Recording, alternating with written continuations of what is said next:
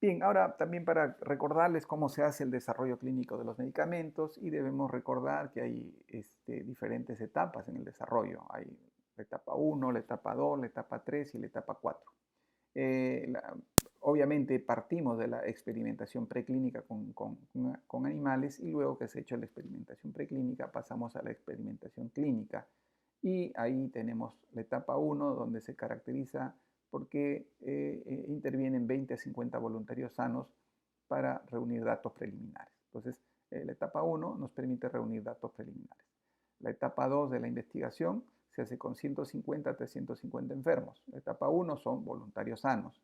En la etapa 2 ya 150 a 350 enfermos y nos permite definir las recomendaciones sobre la seguridad y la posología o la dosis, ¿no? Entonces, en la etapa 2 ya vamos viendo las recomendaciones sobre la seguridad del medicamento, o sea, qué efectos produce y la posología o la dosis.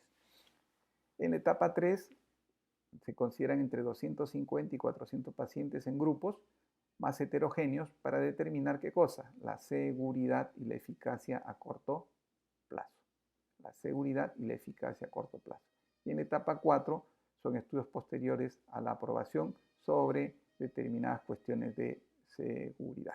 Entonces, ¿en qué momento determinamos la eficacia a corto plazo? En la etapa 3.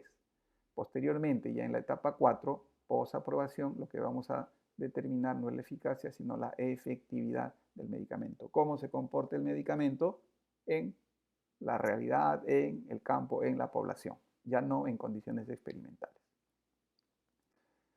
Muy bien, y hasta ahí concluimos lo que se refiere a los diseños experimentales. Bien, vamos a hablar ahora de los diseños observacionales y para eso vamos a recordar algo de lo que es la epidemiología descriptiva y ahí recordar pues de que la distribución de esa enfermedad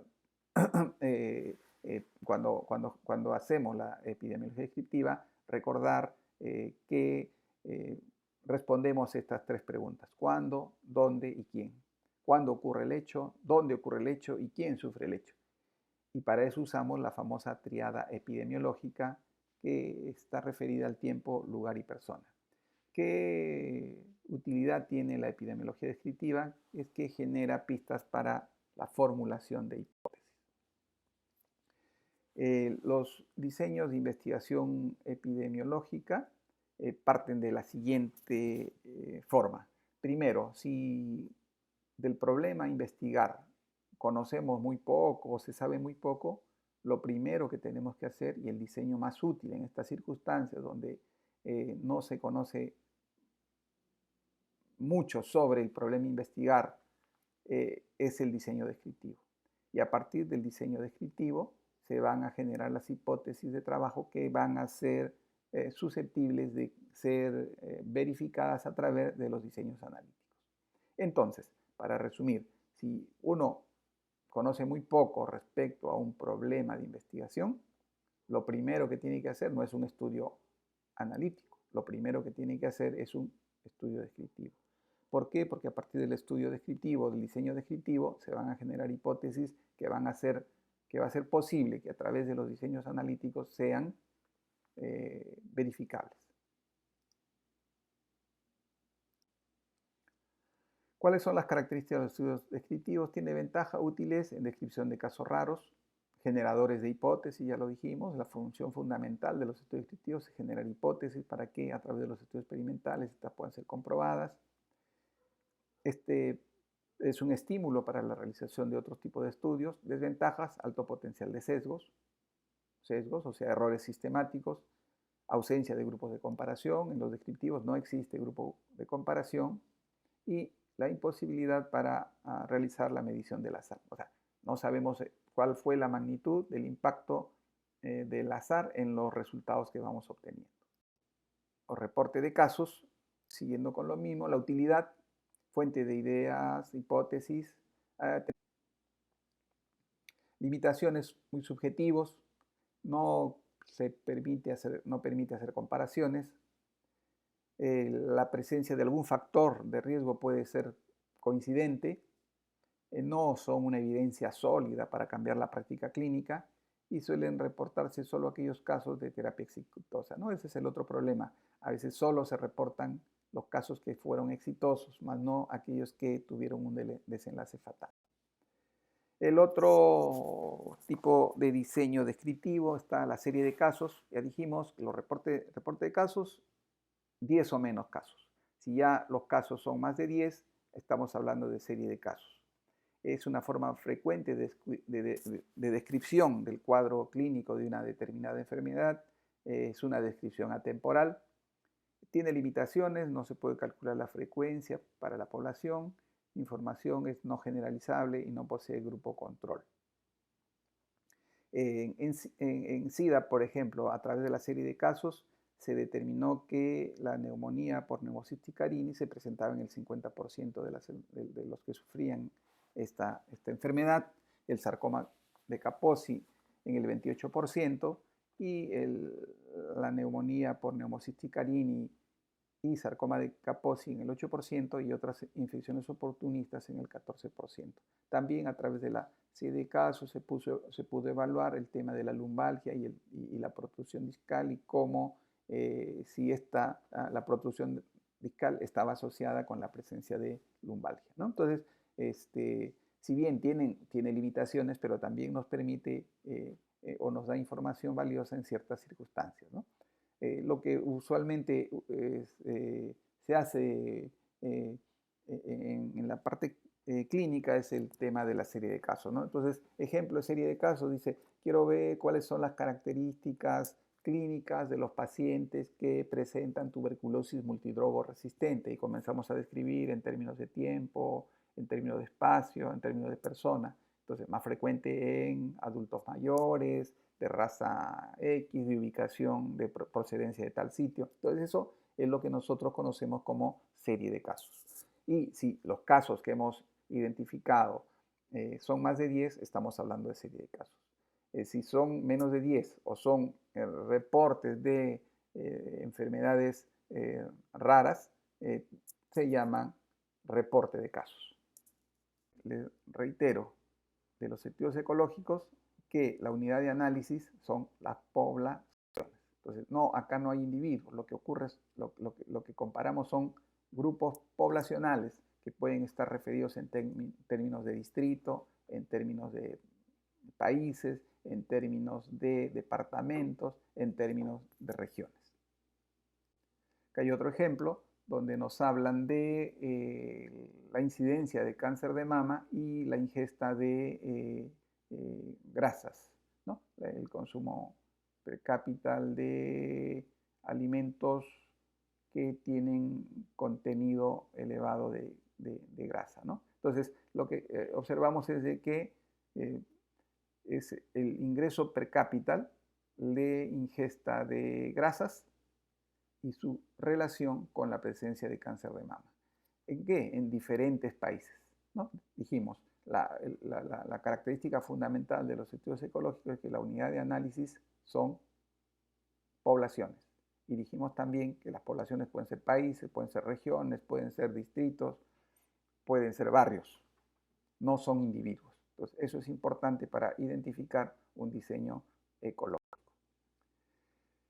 Y cuando hablamos de estudios ecológicos debemos recordar de un concepto que es la falacia ecológica. Y la falacia ecológica está referida a la aplicación, cuando nosotros queremos aplicar los resultados obtenidos de un diseño ecológico a un individuo, ahí estamos cometiendo lo que se llama la falacia ecológica, que es el error, como dice acá, que se comete cuando se aceptan asociaciones entre eventos cuando en realidad no existen. Y cuando en realidad no va a existir, cuando yo quiero traspolar el resultado obtenido en un estudio ecológico a un individuo. Entonces ahí estoy cometiendo lo que llamamos la falacia ecológica. Ventajas: son baratos, pueden representar el primer caso de investigación de una posible relación causa-efecto. La ingesta de grasas es la causa de cáncer de mama, por ejemplo, ¿no? Entonces pueden ser el primer indicio. Ya les hemos dicho también, los estudios ecológicos no tienen gran potencia para determinar la asociación causal. Si ustedes ven el gráfico que les he mostrado, donde les decíamos la proximidad entre la realidad y el diseño. Si los datos secundarios son confiables, son útiles para generar hipótesis etiológicas y la utilidad que tienen es cuando hacemos intervenciones en la población, ya sea a través de programas o a través de políticas de salud pública, por ejemplo. Desventaja: su capacidad para hacer inferencia causal es limitada. Existe el problema de la falacia o sesgo ecológico. Es difícil separar los efectos de dos o más factores. En ocasiones, algunos factores de riesgo no están disponibles a nivel agregado grupal, ¿no? Sino son de disponibilidad individual. Con frecuencia no es posible determinar si existe temporalidad. Por lo tanto, ya vamos viendo que también no va a ser un diseño que va a permitir cumplir con el criterio de causalidad llamado temporalidad, ya que estos diseños tienen ambigüedad temporal. Hay una serie de análisis que se puede hacer en estos estudios ecológicos. Podemos calcular dependiendo si hemos usado prevalencia, incidencia, mortalidad. Podemos usar medidas de asociación como el coeficiente de correlación de Pearson, de Spearman o los coeficientes de regresión, y también se pueden obtener medidas de impacto como la acción etiológica. Bien, ahora vamos a hablar de los estudios transversales. Ya dijimos, los estudios transversales lo que permiten es determinar la prevalencia. Ese es un concepto fundamental que deben de tener en cuenta. Ahí lo dice, y en la definición de Rodman traduce esto, ¿no? Un estudio transversal está dirigido a estimar la prevalencia de una condición. Por lo tanto, los estudios transversales también se llaman estudios de prevalencia.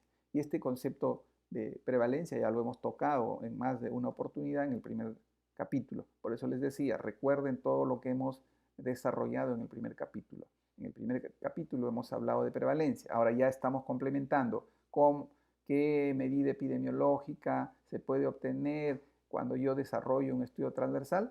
Ya estamos hablando, lo que vamos a obtener es la medida epidemiológica llamada prevalencia. Y eso es importante. ¿Por qué? Porque ya van viendo ustedes, cuando ustedes tienen un problema de investigación, una hipótesis, y plantean que su diseño es transversal, sus resultados se traducirán un estudio transversal, sí, y sus resultados se traducirán en medidas de prevalencia. No podrían no podrían calcular la incidencia, sino la prevalencia. ¿Por qué? En un estudio transversal lo que se calcula o lo que se determina es la prevalencia de un determinado problema o de un determinado daño a la salud. Aquí está todas las formas o toda la sinonimia de los estudios transversales, ¿no? También no confundan estudios de corte sin H, porque cuando hablamos de corte es otro tipo de diseño. Los estudios transversales son conocidos también como estudios de corte. Encuestas de salud, son la sinonimia que tiene, ¿no? Y ya dijimos también, si no hay comparación se llaman descriptivos, y si hay comparación se llaman analíticos. Ejemplo, si queremos saber cuál es la aprobación del Congreso, esas son medidas transversales. Por lo tanto, si corresponden, mejor dicho, a estudios transversales, por lo tanto, si corresponden a estudios transversales, estamos hablando de que la medida que estamos obteniendo son medidas de prevalencia. Entonces, ese es un ejemplo de un estudio transversal descriptivo. Y también les decía, existen estudios transversales analíticos cuando hay un grupo de comparación. Bien, ¿cuáles son las características? La exposición y la enfermedad se miden de manera simultánea. Si ya decimos de que la enfermedad y la exposición o la exposición y la enfermedad se miden de forma simultánea, por lo tanto, ya nos vamos dando cuenta de que no vamos a poder definir en un estudio transversal cuál es la causa y cuál es el efecto. También brinda información acerca de la frecuencia y distribución de las diferentes enfermedades y de los factores de riesgo. Es un diseño sencillo, relativamente, y representa una muestra N de una población N. Y se realiza en un periodo único, breve y bien definido.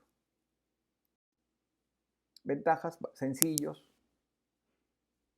bajo costo, rápido de desarrollar, la información se puede obtener con facilidad, dan un perfil de la población en poco tiempo, y ya dijimos, permite determinar la prevalencia del daño y de los factores de riesgo. También decir de que varios estudios transversales nos permiten obtener conclusiones respecto a cómo es el cambio del daño que estamos evaluando a lo largo de ciertos periodos de tiempo. Desventajas: no puede hacerse deducciones con respecto a los factores de riesgo presentes en épocas anteriores del estudio, porque un estudio transversal es una foto. Y como es una foto, ya dijimos también, cuando hemos hablado de mediciones, lo que nos mide es la prevalencia. Solo se pueden hacer conjeturas tentativas sobre los factores presentes al momento del estudio, y en ocasiones se detectan a los que se evalúan son a los sobrevivientes y no a los casos, generando problemas de sesgo en esas circunstancias. Los estudios transversales, ya dijimos, una muestra de una población, y ahí vamos a identificar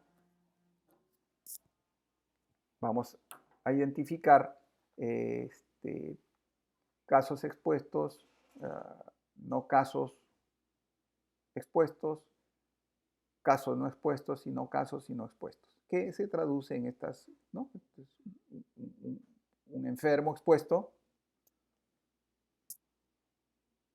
un enfermo no expuesto, un no enfermo expuesto y un no enfermo no expuesto. Y ahí lo que estos marginales de acá fluctúan aleatoriamente, y estos marginales de acá también fluctúan aleatoriamente. A partir de ello, nosotros vamos a tener diferentes medidas de la frecuencia, y ahí podemos calcular, por ejemplo, la prevalencia de la enfermedad. Si yo quiero calcular la prevalencia de la enfermedad, voy a tener que dividir todos los enfermos sobre la población. La prevalencia también se puede calcular, la prevalencia de la enfermedad en los expuestos, se puede calcular la prevalencia de la enfermedad en los no expuestos también. Entonces, nuevamente, en los estudios transversales, lo que se calcula es la prevalencia. Por eso les digo, nuevamente, recuerden esta información en términos de las medidas epidemiológicas que ya hemos empleado en la clase de mediciones epidemiológicas. En los estudios transversales comparativos podemos calcular las medidas de asociación, y dentro de las medidas de asociación podemos calcular la razón de prevalencia o el odds ratios de prevalencia, ¿no? Entonces podemos calcular como medida de asociación la razón de prevalencia o la razón de odds. La razón de odds, llamada también odds ratio, que nos permite determinar la fuerza de asociación entre un factor y la ocurrencia de un daño. Usos en salud pública nos permite determinar la prevalencia. Recuerden también, la prevalencia, ya dijimos, también es conocida como probabilidad preprueba, ¿no? Recuerdan, cuando hicimos el tema de pruebas diagnósticas, hablamos de la prevalencia, y cuando hablamos de prevalencia hablamos de la probabilidad preprueba. En la parte clínica amplia, lo que les decíamos, la probabilidad preprueba. En los servicios sanitarios, prevalencia de uso de servicios, determinación del uso de los servicios sanitarios, investigaciones para sugerir hipótesis etiológica, para explorar asociaciones cuando no hay más datos, y también es un corte sin H, basal de los estudios de cohorte. Muy bien, hasta ahí hemos querido presentarles. Ya tienen ustedes las fuentes bibliográficas. Recordarles que nuestras fuentes bibliográficas fundamentales son este libro de acá, de Epidemiología Básica, de Beige-Holbonita, y este otro de acá, que está referido a los módulos de Principios de Epidemiología para el Control de las Enfermedades de OPS.